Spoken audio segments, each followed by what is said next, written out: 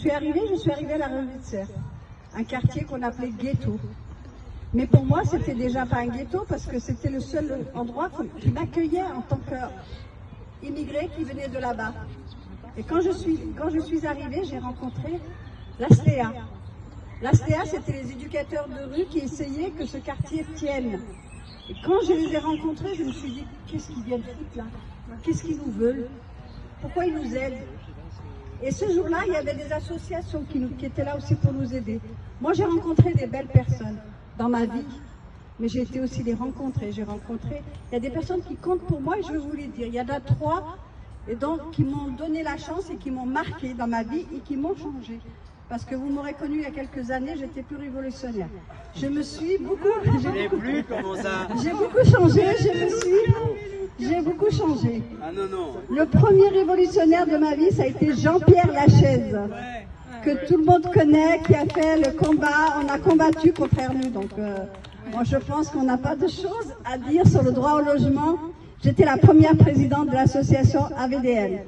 Et c'était à cette époque-là, c'était pas facile. Mais il y avait des choses qui nous allaient pas et on avait envie de se battre sur ce sujet-là. J'ai rencontré, qui était mon éducatrice, qui était mon amie, qui était ma deuxième mère, Zobeida, que beaucoup de gens connaissent. Et j'ai perdu une mère, malgré que c'était mon éducatrice. Elle a sauvé beaucoup de filles, de femmes qui habitaient ces quartiers et qui voulaient vivre. Les combats, ça a été, moi je n'avais pas de mère, mais en cette éducatrice, il y a eu quelque chose entre moi et elle. J'ai rencontré Pascal Crozon, qui m'a dit un jour, toi je te veux. Je dis, mais qu'est-ce qu'elle me cherche? J'étais pas au PS. Elle m'a dit, mais écoute, viens, tu as ta place au PS. Je suis venue au PS, mais je suis arrivée au PS, je rencontre Bernard Rivalta qui me dit, bah, t'es fabusienne. Je suis une fabusienne. Quand on ne sait pas faire de la politique, le premier qui a parlé a raison. Elle nous perd, hein. Mais voilà, c'est pour vous dire un peu qui je suis. Je n'arrive pas de nulle part, j'ai un parcours associatif, j'ai été présidente du centre social et je pense que je suis très très très heureuse et je peux vous dire que ma famille est très heureuse que je sois là. Et j'essaierai de faire de mon mieux. Merci Mélika.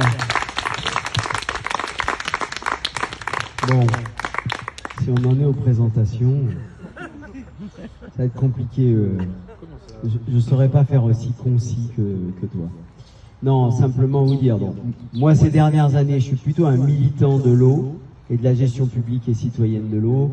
J'y consacre ma vie, si je puis dire. Ma famille, parfois, j'ai de la chance, elle ne s'en plaint jamais.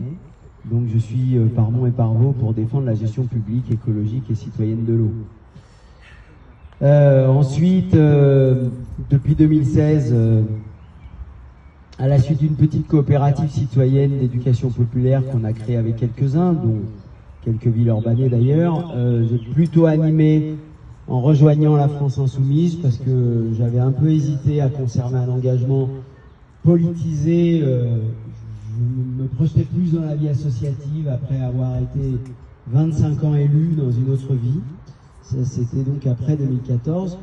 Je rejoins la France Insoumise avec l'idée qu'il faut travailler